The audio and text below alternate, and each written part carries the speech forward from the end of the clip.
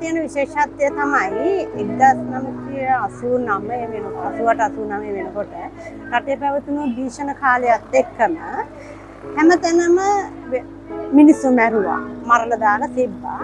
නමුත් ඒ කිසිම කෙනෙකුටවත් කියාගන්න පුළුවන් කමක් තිබුණේ නැහැ. තමන්ගේ ඇහින් දැක්කත් තමන් දැනුවත් වුණත් තමන්ගේ දරුවා තමන්ගේ ඥාතියා තමන්ගේ ළඟම ඥාතියා මේ ස්ථානේ මැරුවා කියලා කාරණාව. එදා තිබුණු තත්ත්වයට එක කිව්වේ නැහැ. නමුත් අපිට පුළුවන්කම තිබුණා අපිට හයියක් තිබුණා මේ ස්ථානේ තෝරගෙන මෙතන මේ විදියට සැමරුම් ස්ථානයක් බවට පත් කරන්න. එතකොට අපි බැලුවේ හැම ලංකාවේ සියලුම පළාත්වල ඉන්න විවිධ ආගම් නියෝජනය කරන සියලුම දෙනාට තමන්ගේ නැතිවෙච්ච අය සිහි කරන්න ස්ථානයක් හදන්න ඕන කියන කාරණාව. ඒකෙදි ඇත්තටම අපට ගොඩාක් උදව් වුණේ ආසියානු මානව හිමිකම් කොමිසමත් කොරියාවේ තියෙන මේ ඉතින් මෙමෝරියල් ෆවුන්ඩේෂන් එකත් තමයි මුදල් ආධාර අපිට දුන්නේ. ඒ අනුව තමයි අපි මේ ස්ථානේ හැදුවේ. එතකොට ඒ හැදුවට පස්සේ චන්ද්‍රගුප්ත තේනුවර මහත්තයා තමයි මේකේ කලා ශිල්පියා විදිහට ඉන්නේ. එතකොට එයාගේම යෝජනාවක් අනුව තමයි එයා අපේ නිර්මාණ කීපයක්ම යෝජනා කරා. නමුත් අපි කැමැතිම යෝජනාව තමයි මිනිස් හැම කෙනෙකුට තේරෙනවා මේක. මිනිහෙක් ඉන්නවා දැන් මිනිහා නැහැ කියන චරිතය. ඊට පස්සේ අපි යෝජනා කරා කොහොම කිව්වත් තමන්ගේ දරුවගේ තමන්ගේ ඥාතියේ ඡායාරූපයක් තියෙනවා නම් තමයි එයාලට ඒක ඇඟට වදින්නේ. ඒ නිසා තමයි මෙතන පිටිපස්සේ අපි දැම්මේ ඒ අයගේ නැති වෙච්ච අයගේ ඡායාරූපයන්. එතකොට තමයි හැම කෙනෙකුටම දැනෙන්නේ මේක අපේ තැනක් කියන එක. අපේ තැනක් අපේ එක්කෙනෙක් මෙතන තමයි ඉන්නේ කියන එක. ඒ අනුව තමයි අපි හැම අවුරුද්දකම 1999 තමයි මුල්ගල් තිබ්බේ. 2000 තමයි අපි මේක විවෘත කරේ. 2000 ඉඳලා මේ මොහොත දක්වාම ලංකාවේ හැම පළාතකම හැකි හැම කෙනෙක්ම ඒ පවුලේ සමාජික මෙතෙන්ට එනවා. තමන්ගේ තැනක් තමන්ගේ දරුවෙක් වෙනුවෙන් මලක් තියලා පහනක් තියලා ඒ අය සිහි කරන්න සහ ඒ ඡායාරූප බදාගෙන අඬන්න. ගෙවල් වල එහෙම අඬන්න බෑ. ගෙවල් වල ලොකු වෙලාවක් දාන්න බෑ. යාළුවෝ දෙවෙනි කතා කරන්න. නමුත් මෙතෙන්ට ආවට පස්සේ එයාලට පුළුවන් හිතේ හැටියට අඬන්න ඒ දුක නැති කරගන්න. ඒ අනුව තමයි මෙතන මේ හැදලා තියෙන්නේ. දැන් වෙනකොට හැබැයි මේ විශේෂයෙන් අපි කතා කළ යුතු වෙනවා මූලික ආරම්භයේදීම දෙමව්පිය හැටියට ගොඩක් විතර කාවෙන්නේ 25ක් වගේ තමයි. 25ක් 30ක් වගේ තමයි සහභාගී වුණේ. නමුත් සංවිධානය හැටියට මානව හිමිකම් සංවිධාන බහුජන සංවිධානය හැටියට විශාල පිටත සහයෝගය ලබා දුන්නා අපිට ඒකට. ඒකට ඒක වර්ධනය වෙලා දෙවෙනි තුන්වෙනි පරම්පරාව දක්වාම අද ඇවිල්ලා තියෙනවා. මෙතන වාර්ෂිකව සිහි කිරීමක් විදියට හැම කෙනෙකුම මතකයෙන් වල තියෙනවා.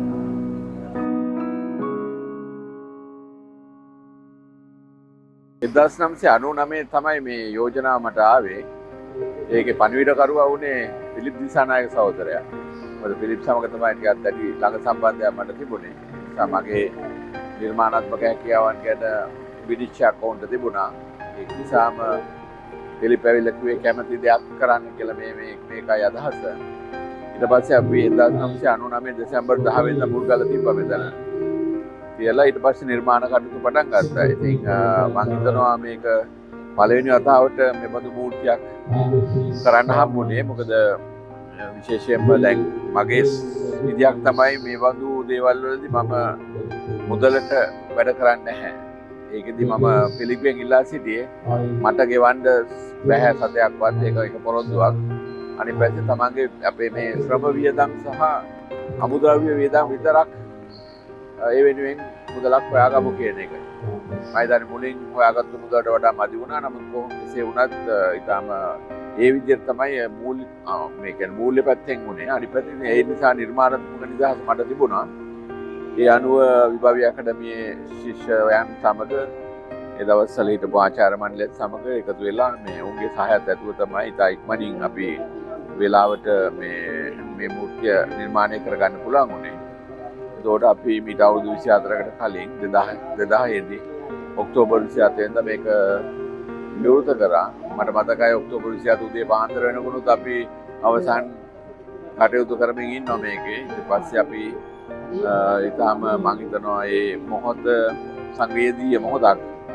මොකද අතුරුදහන් වුවන් වෙනුවෙන් වූ මූර්තියක් කොලාට මේක සජීව සම්බන්ධයක් තියෙන මිනිසුන් එක්ක.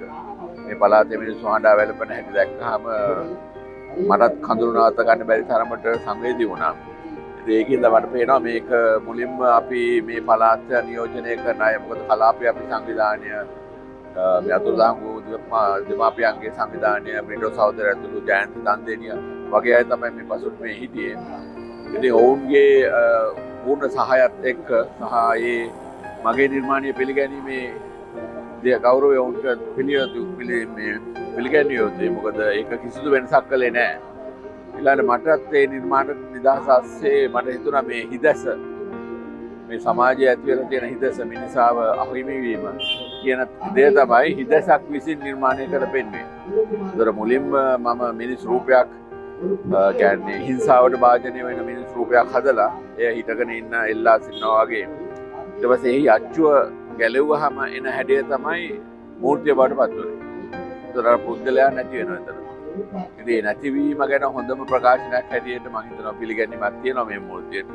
ඊට පස්සේ පසු කාලිනව දේශපාලන වෙනස්කම් එක්ක සහ අවට පරිසරයේ අයගේ බල දේශපාලනයත් අනුව එකවරක මේක ඉවත් කරන්න කණ්ඩායම යෝජනා කරලා තිබුණා. නමුත් ඒ මම හිතනවා මේක මහ ජනතාවගේ කැමැත්තෙන්, මහ ජනතාවගේ එකඟතාවයෙන් සහ ඔවුන්ගේ අවශ්‍යතාවය ඒ අමිගිය පුද්ගලයන්ගේ අතුරුදහන් වුවන්ගේ අයගේ පවුල්වල සම්බන්ධ නිසා ඔවුන් මේක ඇවිල්ලා රැකගත්තා.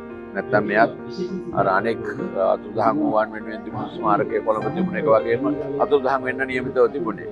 නමුත් ඒ ජනතාවගේ කැපවීමෙන් ඔවුන් සොයා දුන්න මුදල් වලින් කරපු ඔවුන්ගේ ශ්‍රමයෙන් ඒ බිහිවීමත් එක්කම මම හිතනවා ඒක වැදගත් සම්දිස්ථානයක් ලංකාවේ ස්මාරක මූර්ති කලාවේ. මොකද මේක රජයේ කිසි සම්බන්ධයක් නැහැ.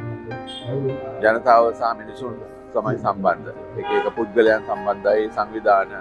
ඒ නිසා ඒක මේක වැදගත්කමක් තියෙනවා. මම හිතනවා ඒ බඳු විදියට තමයි සාමාන්‍ය මේ බඳු ස්මාරක සිදුවිය යුත්තේ. ඒකින්ද පේනවා රජයක් සම්බන්ධ වුණොත් ස්මාරකයකට, රජය මාරු වෙන ලංකාව වගේ රටවල් වල එය අතුරුදහන් වෙන්න පුළුවන් එම ස්මාරක. ඔවුන්ගේ දේශපාලන ව්‍යාපෘති වලට ඒක එකඟ නැත්නම් ඔවුන් ඉවත් කිරීමටයි බලන්නේ. ඒ නිසා අපි මම සතුටු වෙනවා මේ අඩු ගන්න මේ රැක ගන්න පුළුවන් වීම ගැන. ඒ නිසා දැන් අනික එක තමයි මේ හුදෙක්ම අපි මේ ස්ථානීය බවට ප්‍රදේශයේ ගම්පහ දිස්ත්‍රික්කයේ නැති වූ 1024ක වගේ ප්‍රමාණයක් වෙනුවෙන් මූලික රූප එකතු කරන්න පටන් ගත්තේ. ඒකට සමහර අයගේ රූප තිබුණෙත් නෑ. සමහර අය හිටියේ පොඩි ළමයින්ගේ මේ ඔවුන්ගේ අධ්‍යයන සමාරියට ගිය පින්තූරයකින් ලොකු කරගත්තු තැනක් තමයි තිබුණේ. සමහරට ඩෙන්ටිටි කාඩ් තිබුණෙත් නෑ. මොකද ඒ පාසල් දරුවෝ සමහර. ඉතින් ඒකෙන්ද එබඳු දුෂ්කරතාවයන් හරහා තමයි මේකට රූප එකතු වෙන්නේ. නිසාම තමයි පසුගියේ තාප්පය අවසන් නොකළ තාප්පයක් හැටියට තියෙන්නේ. මොකද මුළු රටේම ජනතාව නියෝජනය වෙන. එතකොට මොකද එය අපි කඳුළු තාප්පය හැටියට හැඳින්වුවා. ඊට කලින් අර වම් පස තියෙන අනික් සරසෙන මූර්තියම තිබුණේ නැහැ. මෙතන සාමයේ මූර්තියට ප්‍රධාන වටිනාකම ලැබිලා තිබුණා. අනික එක තමයි ඒක මට මතක් වෙනවා මේක හදනකොට මිහින්තලයට නගිනවා වගේ අපි හැදුවේ. පඩිපෙළ වම් පැත්තෙන් නැගිටින්න ගිහිල්ලා මේ හරියට මිහින්තලාව වගේ. එතනින් ගියාට පස්සේ අපිට ඉස්සර පල්ලියත් එක්ක සම්බන්ධයක් තිබුණා. එතන විරුද්ධභාවයක් තිබුණා. දැන් අද එනකොට ඒක වහලා. නමුත් ඒ වටිනාකම්, ඒ සම්බන්ධකම් හරහා වෙච්ච එක තමයි වැදගත්ම දෙයක් වුණේ. මම හිතන්නේ මේ අවකාශයට ගැලපෙන විදිහට ඊටාම කාටත් අහිමි වෙච්ච කවුරුවක් හිමිකම් නොකියපු තැනක තමයි අපි මේක උනේ නෑ. ඒ නිසාම තමයි සමහර අය අලුත් හිමිකම් කියන්න උත්සාහ කරන්නේ. ඉතින් ඒකින්ද අපි මේ මම හිතනවා ඒ ජනතා මැදිහත් ඉතා වැදගත්. ඒ නිසා මේ මම හිතනවා මේ ජනතාවගේ කඳුළු මුළු රටේම මෙබඳු අතුරුදහන් වුවන් වෙනුවෙන් තියෙන එකම ස්මාරකය දැන්. ඊළාට මෙබඳු වැදගත්කම තමයි මෙබඳු දේවල් යලි සිදු නොවීම සහ අතුරුදහන් වූ අයට වුණේ මොකද්ද කියන එක දැනගැනීමේ අයිතිය හැම මිනිසෙකුටම තියෙනවා. ඒ අතුරුදහන් වූ පුද්ගලයන්ට පමණක් නෙවෙයි ලංකාවේ ජීවත් වන අනෙක් අයටත් ඒ අයිතිය තියෙනවා. මොකද ඒ අතුරුදහන් පුද්ගලයා පිළිබඳ සඳහනක්, අවසන් තීන්දුවක්, තොරතුරක් නොමැතිනම් ඒ පුද්ගලයාට සැනසෙන්න දැනක් නැහැ. ඔහු සැරිසරන්නේ තමගේ ඔහු මියගේ පුද්ගලයන් නම් ඔහු මිහිදන් කියන තැනක් හොයාගෙන තමයි ඉන්නේ. ඒ නිසා මේ අද පොදු ස්මාරකයක් පොදු සුසාන භූමියක් බවට පත් කරලා තියෙනවා. ඒකින්ද තමයි හැමෝම සිංහල අම්මලාද දෙමළ අම්මලාද හැමෝම ජාති වර්ග ભેදයක් නැතුව ඇවිල්ලා මෙතන හඳුළු සලන්නේ.